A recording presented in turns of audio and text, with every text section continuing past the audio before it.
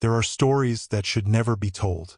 Accounts that cross generations, whispered in forgotten villages, buried under layers of fear and silence. Kahula is not just a legend. She is a presence, a force that marks those who dare to speak her name. In this video, you will discover the terror that has haunted a small African community for centuries, and how that terror found its way to the present day. If you enjoy stories that disturb the soul and challenge what we believe to be real, subscribe to the channel, because what you're about to hear won't leave your mind so easily. Daniel Mercer was not a believer. He was a rational man, a 28-year-old anthropologist from London who had spent years studying cultural traditions across the globe. His latest assignment brought him to a remote village in Central Africa, a place so isolated that it didn't appear on most maps. The village had no name that outsiders knew. The locals simply called it the Old Place. Daniel arrived in late afternoon. The sun hung low, casting long shadows across the red dirt roads. The villagers watched him with cautious eyes as he unloaded his equipment from the back of a rusted truck. Children peeked from behind their mothers' skirts, whispering among themselves. An elderly man approached, his face deeply lined, his eyes clouded with age. "You are the scholar," the old man said. It wasn't a question. "Yes, my name is Daniel. I'm here to document your traditions, your stories. I promise to be respectful." The old man nodded slowly. "Some stories are meant to be remembered. Others are meant to be forgotten." Daniel smiled politely, assuming this was just the beginning of the usual cultural mystique. He was used to it. Every village had its secrets, its protected knowledge. He would earn their trust eventually. That evening, Daniel sat with several villagers around a fire. They shared food, simple but filling. The conversation was light, surface level. Daniel asked about their daily routines, their farming methods, their celebrations. The villagers answered, but always with a certain guardedness, as if constantly aware of invisible boundaries. Then Daniel made his mistake. He had been reviewing his notes earlier and had come across a name mentioned in a colonial-era journal he'd found in a university archive. The journal had been written by a missionary in the 1890s, and it referenced local demonic practices tied to a figure called Kahula. Daniel, in his academic curiosity, brought it up. "I read about someone named Kahula," he said casually, looking up from his notebook. "A woman involved in spiritual practices here. Do you know anything about?" The reaction was immediate and absolute. Every conversation stopped. The crackling of the fire suddenly seemed deafening. The women gathered their children and hurried them inside. The men stood, their faces drained of warmth. The elderly man who had greeted Daniel earlier stared at him with something between horror and anger. "You should not have said that name," the old man whispered. "I'm sorry. I didn't mean to offend. I'm just trying to understand. Understanding comes with a price. You have invited her attention. You have opened a door that should remain closed." The villagers dispersed quickly, leaving Daniel alone by the dying fire. He sat there, confused and somewhat embarrassed. He hadn't meant to cause offense. He made a mental note to be more careful with his questions. That night, Daniel slept in a small guest house the village had provided. It was simple: a cot, a mosquito net, a single candle for light. He lay down exhausted, the day's heat still radiating from the walls. He woke suddenly in complete darkness. The candle had gone out. His chest felt heavy, as if something was pressing down on it.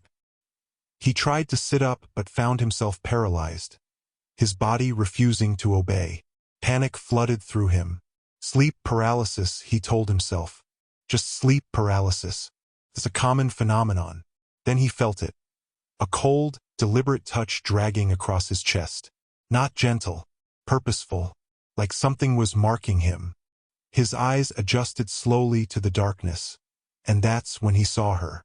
In the corner of the room, barely visible in the faint moonlight filtering through the window, stood a figure.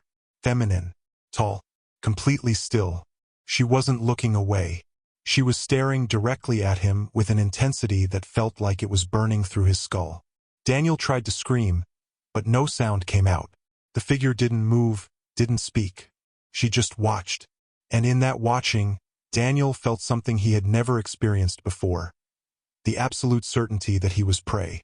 Then, as suddenly as the paralysis had come, it released. Daniel gasped, his body lurching forward. He fumbled for his flashlight, his hands shaking violently. When the beam of light swept across the corner, there was nothing there. But when he looked down at his chest, he froze. For deep scratches ran across his skin, fresh and bleeding. They were too precise to be accidental, too deep to have been self-inflicted in his sleep. Daniel didn't sleep for the rest of the night. He sat with his back against the wall, flashlight in hand, watching the shadows until dawn broke. The next morning, Daniel tried to rationalize what had happened. He had scratched himself in his sleep. The stress of being in a new place, the cultural discomfort, the heat, it all contributed to a vivid nightmare. He was a man of science. There had to be an explanation. But the villagers saw the marks on his chest. Word spread quickly. The old man found him by the well. "She has marked you," he said quietly. "Kahula does not forget. She does not forgive." "It was just a nightmare," Daniel insisted, though his voice lacked conviction. "Nightmares do not leave wounds." Over the next few days, Daniel tried to continue his work, but everything felt wrong. He was exhausted, unable to sleep for more than an hour at a time. Every time he closed his eyes, he saw her. The woman in the corner, silent and watchful. Her face was clearer now in his dreams. Dark skin, high cheekbones, eyes that were not empty but filled with something ancient and furious.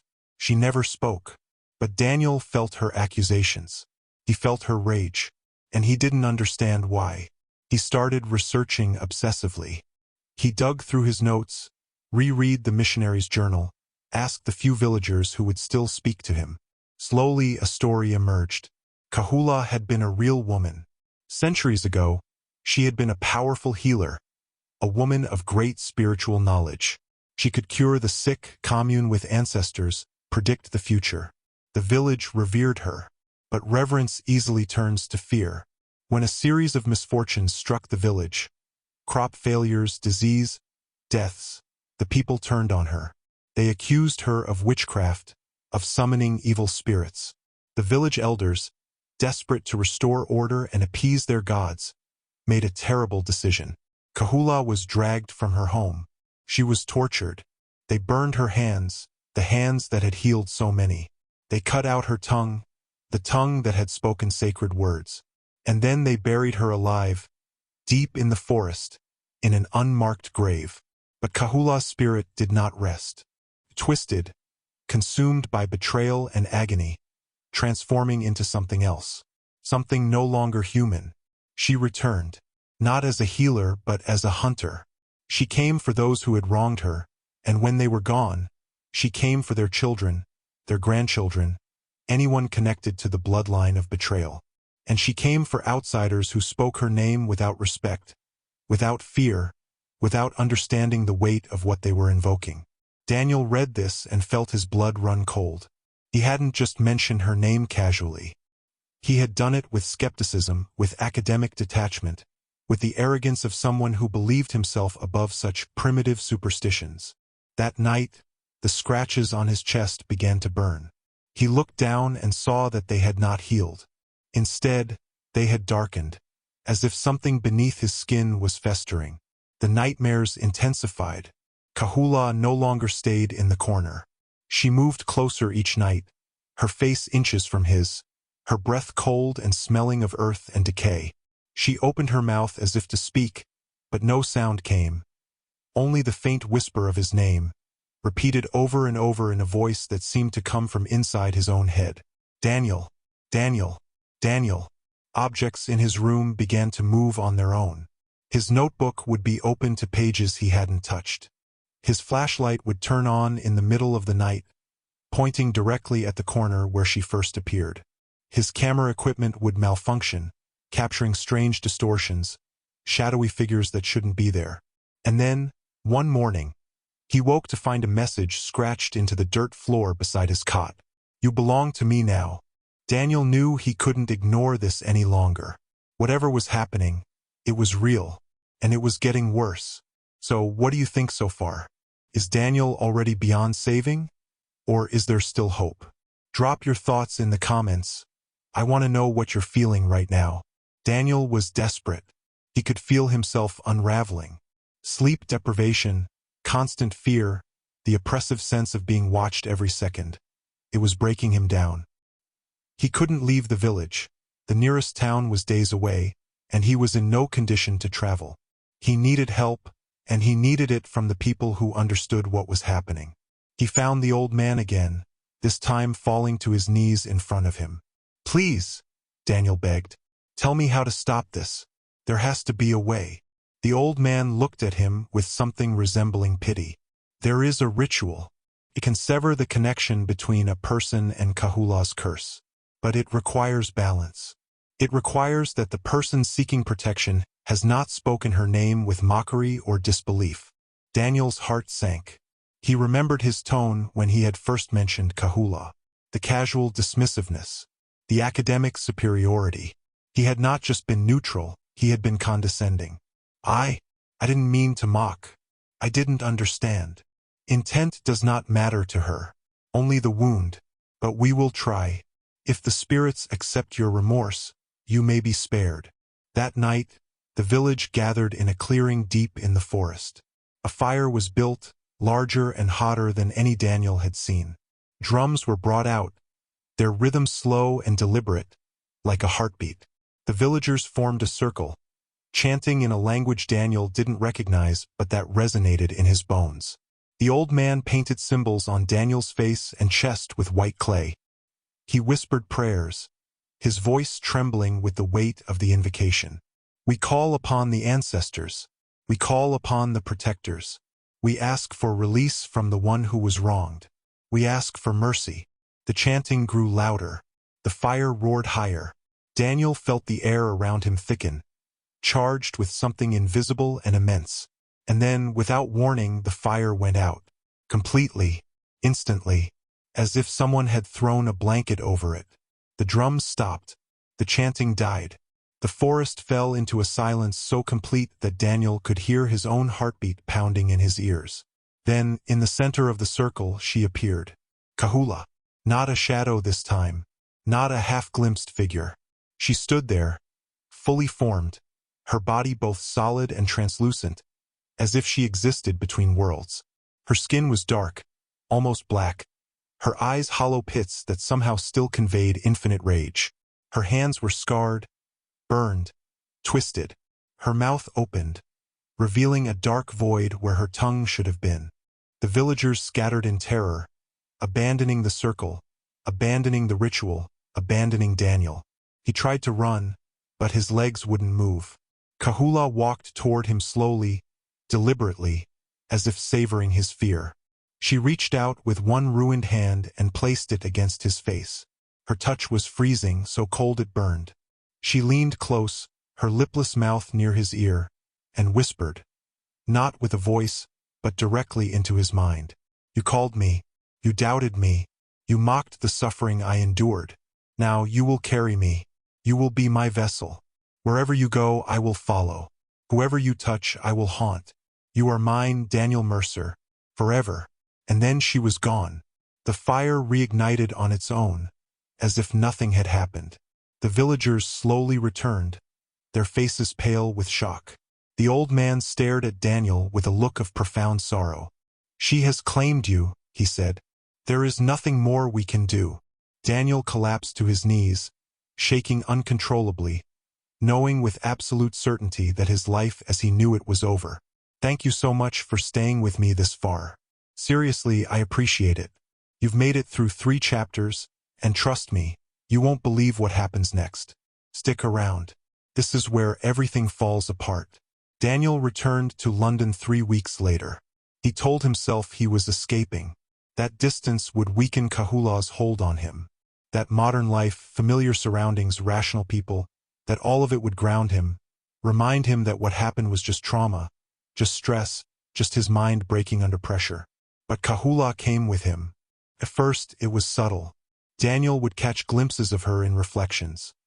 Not his own reflection, but hers, standing behind him in shop windows, bathroom mirrors, the black screens of his phone. She was always watching, always waiting. He stopped sleeping. When he did manage to drift off, the nightmares were unbearable. He would wake up screaming, his sheets soaked with sweat, his chest burning where the scratches had been. The wounds had healed, but the scars remained, dark and raised, almost like brands. His friends noticed the change. Daniel had always been outgoing, social, full of energy. Now he was withdrawn, jumpy, paranoid. He stopped answering calls. He stopped leaving his apartment. He spent his days researching, desperately trying to find some way to break the curse. But the worst part wasn't what was happening to him. It was what was happening to everyone around him. His roommate, Tom, started having nightmares. Vivid, horrifying dreams of a burned woman standing at the foot of his bed. Tom moved out within a week, refusing to explain why, refusing to even look at Daniel. Daniel's girlfriend, Sarah, came to check on him. They had been together for 2 years. She loved him, worried about him, wanted to help. But after spending just one night in his apartment, she woke up screaming, clawing at her own skin, saying she could feel hands on her, cold hands, dead hands. She left and never contacted him again. Daniel realized the truth. He was contagious. Kahula's curse didn't just affect him. It spread to anyone who got too close. He was a vector, a carrier of spiritual disease. His family stopped visiting. His colleagues avoided him. Even strangers seemed to sense something wrong, crossing the street to avoid passing him, refusing to make eye contact. Daniel was utterly, completely alone. He became obsessed. His apartment walls were covered with notes, drawings, research. He found obscure texts about African spiritual practices, about curses that bound spirits to the living, about entities that fed on guilt and regret. He learned that Kahula wasn't just punishing him. She was using him. Every person who feared him, every relationship he destroyed, every moment of suffering he caused, it fed her, strengthened her, allowed her to remain tethered to the physical world. He was her anchor, and she would never let him go. One night, Daniel set up a camera. He didn't know why. Maybe he wanted proof. Maybe he wanted someone to understand what had happened to him. Maybe he just wanted to confess. He sat in front of the camera, his face gaunt, his eyes sunken, his skin pale and sickly. He looked like a man already dead. "My name is Daniel Mercer," he began, his voice barely a whisper. "I'm an anthropologist. I was sent to document a village in Central Africa. I spoke a name I shouldn't have spoken. I disrespected something I didn't understand. And now I'm paying the price." He paused, his eyes flickering to the corner of the room. "She's here. She's always here. I thought I could escape. I thought if I came home, if I surrounded myself with rationality and civilization, that she would fade. But she didn't. She's stronger now. She feeds on what I've become, on the fear I cause, on the isolation." His voice cracked. "I've destroyed everything. Everyone I cared about is gone. And I know it won't stop with me. She'll find others. She'll spread. Because that's what I am now. A doorway. A wound in the world that lets her through." Daniel leaned closer to the camera, his eyes wide, bloodshot, desperate. "If you're watching this, if you've heard her name, if you've felt her presence, I'm sorry. I'm so sorry. I didn't know. I didn't believe." He stopped suddenly, his entire body going rigid. His eyes locked onto something behind the camera. Something the lens couldn't see but Daniel could. "She's here," he whispered. "She's standing right behind you." The camera trembled. Static flickered across the screen. And for just a split second, barely a frame, a silhouette appeared in the background. Tall, feminine, motionless. The video cut to black. 3 months later, Daniel's landlord, concerned about unpaid rent, entered the apartment. It was empty, completely cleared out. No furniture, no belongings, no sign that anyone had ever lived there. Except for one thing. In the center of the room, scratched deep into the wooden floor, were words. "She is here. She always was. And now, she knows about you too." The landlord reported Daniel missing. No body was ever found. No trace of where he went. He simply vanished, as if he had never existed. But sometimes, late at night, people who visit that apartment building report strange occurrences. Shadows that move on their own. The feeling of being watched.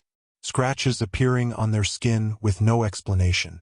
And occasionally, in the reflections of windows and mirrors, they see her, Kahula, waiting, watching, hungry, because once you know her name, once you've heard her story, once you've let her into your mind, she never really leaves. So what do you think? Do you believe some legends are more than just stories? That certain entities exist beyond our understanding? Leave your opinion in the comments. I read every single one. If you enjoyed this video, subscribe to the channel and turn on notifications so you don't miss the next disturbing tales. And before you go, don't forget to watch the last video on the channel. You won't regret it. Until next time, if you have the courage.